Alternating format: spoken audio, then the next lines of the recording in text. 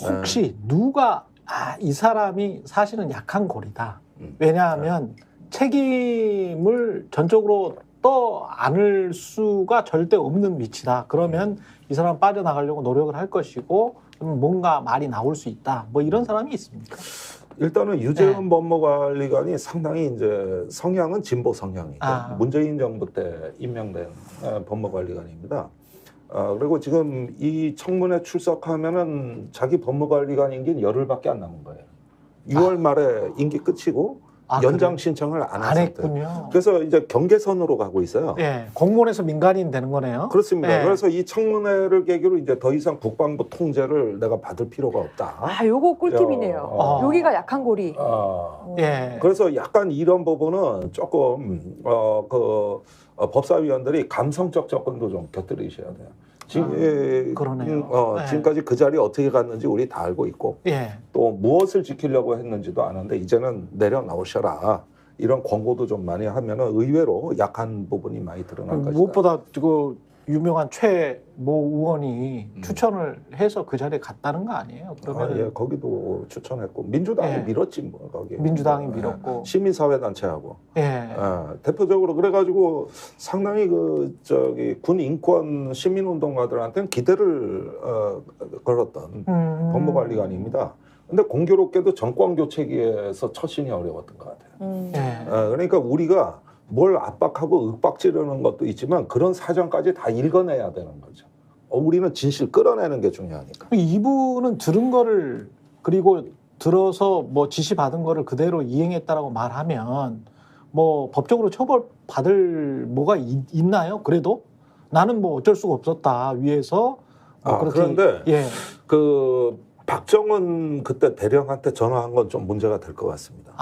그때 그 혐의자를 빼라고 하고 그때 이거는 외압으로 들린다고 박정은 대령은 대답했거든요. 박정은 대령이 벌어졌죠. 직접 그렇게 이야기를 했어요. 그래서 요 다툼이 벌어진 대목 이 부분에 대해서는 조금 책임성이 문제가 될 수 있어요. 직권남용이나 수사방해에 공범이 있죠. 공범이 될 수가 있죠. 다만 이렇게 엄밀하게 말하자면은 그것을 본인이 밝히고 뭔가 이제 협조를 하게 되면 그렇죠. 기소가 안 될 수는 있겠죠. 이게 이분도 법 지식이 상당한 분 아닙니까? 변호사니까. 그러니까. 그리고 또 지금 말씀해 주신 것처럼 이 정권의 뭐 핵심부에 있던 인사거나 이런 사람도 그렇죠. 아니고.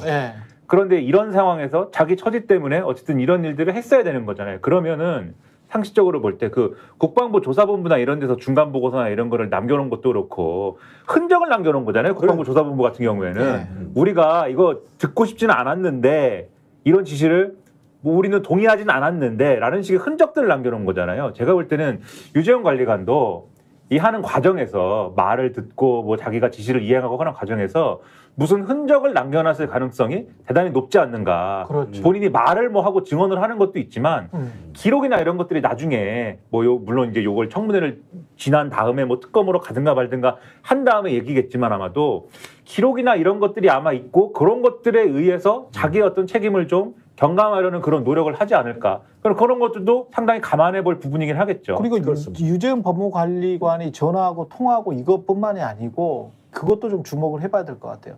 정종범 부사령관, 해병대 부사령관이 참석해서 메모를 남겼던 그 수첩, 이종석 국방장관이 소집했던 그 회의에 유재현 법무관리관도 참석자로 돼 있더라고요. 맞습니다. 그러니까 그 참석한 회의가 있고 정종범 수첩에 한 10가지 내용이 있거든요. 9가지. 그러면 그 10가지 내용에 정종범 수첩에 이렇게 적혀 있는데 당신은 그때 이 말을 들었어.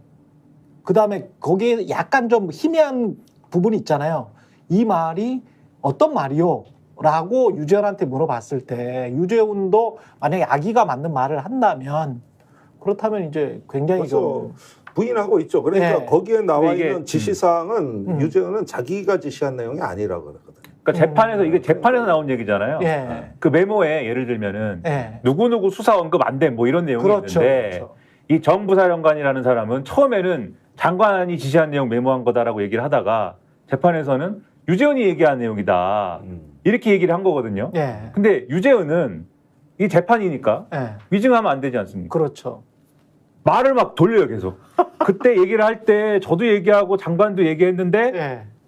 제가 뭐 한참 얘기도 했지만 그러다가 장관이 중간중간 자기 얘기도 하고 그러면서 마무리도 했고 그래서 여러 얘기가 섞이고 뭐 아니, 이런 얘기 막 해서 아니 근데 우리가 상식적으로 그래서 결론을 그 자리에서 어떻게 지었느냐 예. 이렇게 보여서 그래서 장관 지시라는 거죠. 그래서 그런 셈이 이렇게 넘어간 거예요 그 자리가 그냥 장관 지시라고 하는 겁니다 유재현은. 그러니까 메모에 장관 지시를 적어놓지 법무관리관의 그렇죠. 지시라고 그걸 적어놓을 수가 있나요? 해병대 부사령관이라는 그렇죠. 사람이? 부사령관이 예. 유재현이 했다고 하는데 예. 유재현은 무슨 얘기야 라고 하기는 지금 어려우니 그게 제가 하는 말도 있지만 예. 전체적으로는 장관이 끝맺긴 했는데 뭐 이렇게 가는 거죠. 근데 예. 어쨌든 거짓말은 안 하냐 이것도 거짓말은 안 한 거지 않습니까 유재현이. 예.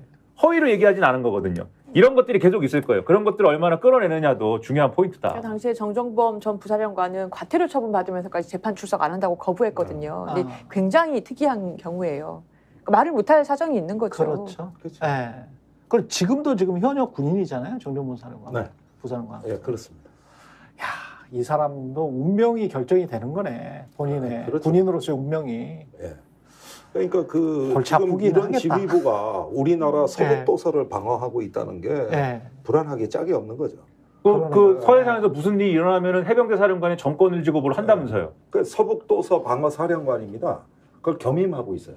아, 그러니까 해병대 우리가 사령관이. 천안함 연평도 사건을 겪고 야 이게 서북도서를 어떻게 방어하냐 보니까 과거에는 함정과 함정끼리 교전하고 그렇죠. 지상포와 지상포끼리 교전을 했는데 이게 저기 뭐냐 함정이 교전하는데 저쪽 지상파가 날라오면 어떡할 거냐 드론이 날라오면 어떡할 거냐 이거 앞으로 대책을 세우자 해가지고 2010년에 서북도서 방어사령부라는 걸 만들어요. 거기에 저기 사령관이 지금 해병대 사령관이 겸임하는 걸로 하고 그렇군요. 그 다음에 저기 육군, 해군, 공군을 배속시켜줘. 합동부대를 만들어. 그러니까 우리나라에서 제일 중요한 세네. NLL이 위험해지면 1차 책임자가 여긴데 세네. 이런 지휘부의 내에서 서로 거짓말하고 공수처 불러다니면서 14시간 조사받고 이런 지휘부한테 적일 맡겨놨다. 상하간에 서로 간에 불신을 하고 거짓말하는 거. 진짜 국가 서로 안보의 서바이벌 위협대는 지금 아니, 만약에 그러니까 집권당국을 해병대 예비역들 얘기는 네. 법 그런 건 모르겠고 재판은 우리 그딴 건 몰라. 해병대 좀 정상화 좀 시켜줘.